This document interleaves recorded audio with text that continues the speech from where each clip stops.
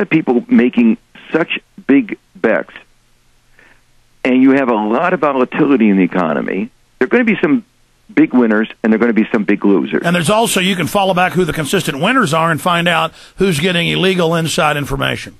And that may be playing a role. Some of this, though, you can't. There's no inside information about where the exchange rate is going to go. There may be some inside information about bailouts and things like that. That is clear. Or commodities. But the point I want to make, though, is that given the level of volatility, there are going to be more firms more financial institutions that are going to be in deep trouble, and given the lack of transparency, there's going to be hard to get liquidity, and so I think we can see more problems ahead.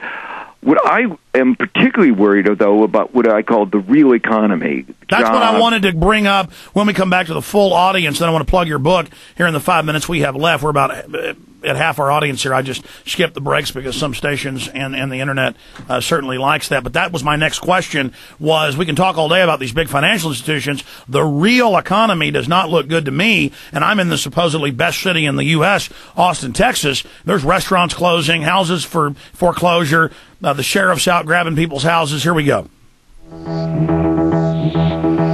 Well, he's a two-time Nobel Prize winner. He's won one for economics and for peace.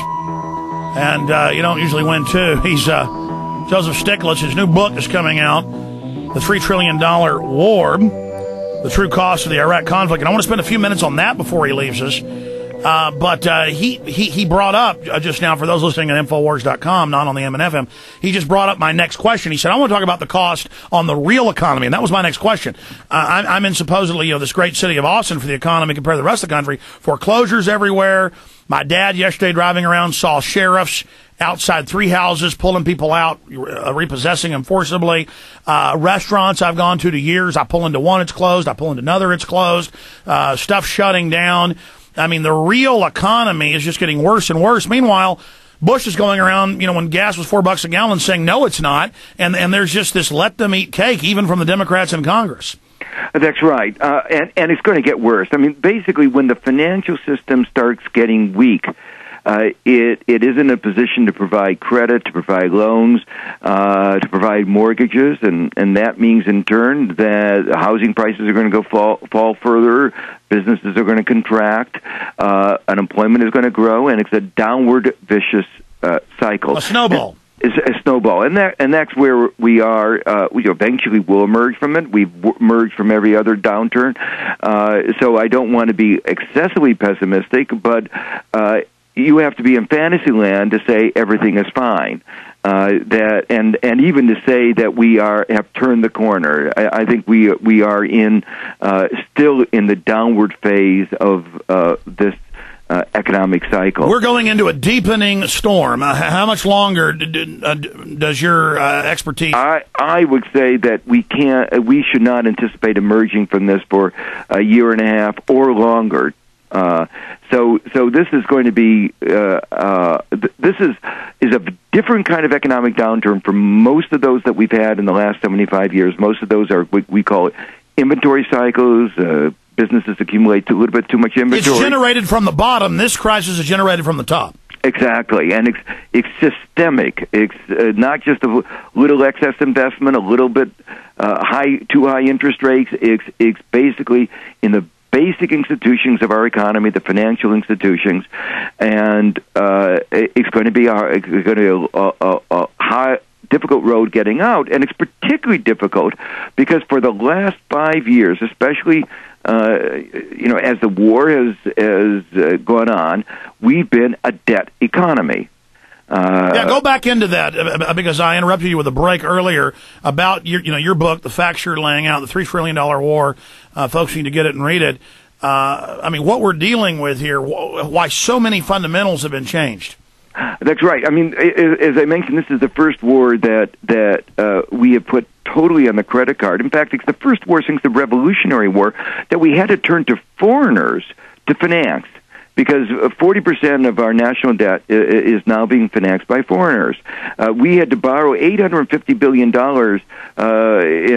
in recent years per year from from foreigners. Here we have the richest country in the world that can't live within its means.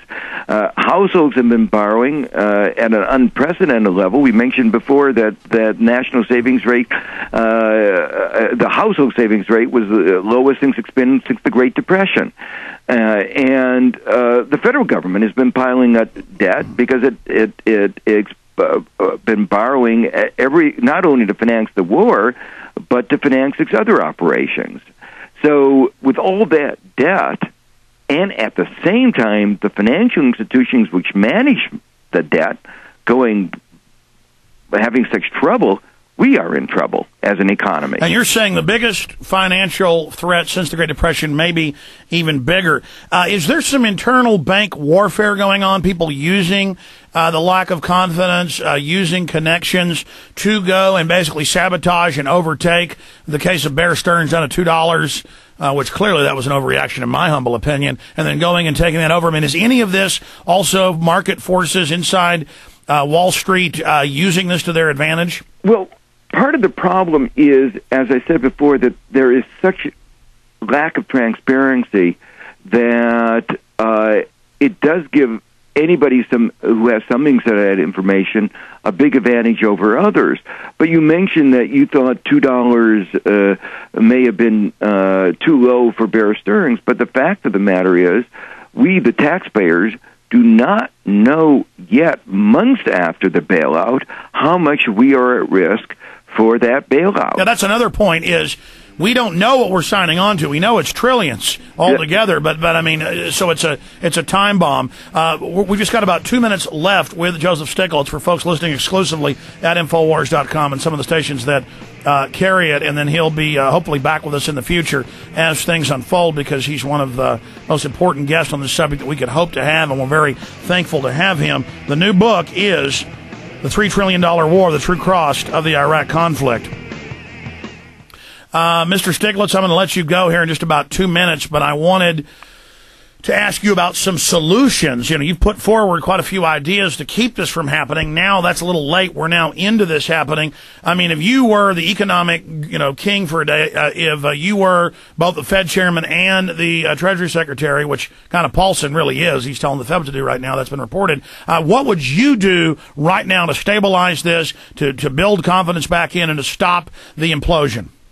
Well, the first thing the economy needs, I go back to the real economy, and it needs a stimulus. But it needs a stimulus that really works. And so we have to increase locality aid to states and local governments who are facing a big shortfall of revenue, and they're going to cut back expenditures, cut back investment, cut back basic programs for Americans. We need stronger unemployment insurance. With unemployment growing, we need to have some confidence that if you lose your job, no fault of your own, that you're a little bit better protected than we've been. We need more investment in our infrastructure. If anybody visits an airport in Asia, Europe, you realize what state our airports are in. New Orleans levees, the Minnesota bridges are all emblematic of what has happened to our infrastructure. So I would take this advantage of this particular time to try to stimulate the economy in ways that provide the basis of our longer-term economic growth. If our economy is growing, then we will be better able to manage some of this financial turmoil. But if our economy is going, as I believe it's going to go, into a downward direction, it's going to be much more difficult to manage. And the problem is the president is still talking about everything being fine in the economy. Well, that's my final question. It doesn't appear that they're really planning to change any of the fundamentals that have brought us to this point. They continue to say full speed ahead, onward through the fog. A, do you agree with that statement, that that's what they're doing? And B, what will that then lead to?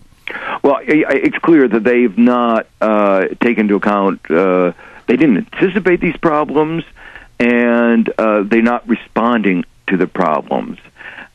Partly because the problems are of their own making, and they want to hide their head in the sand and say, "Oh, everything is fine."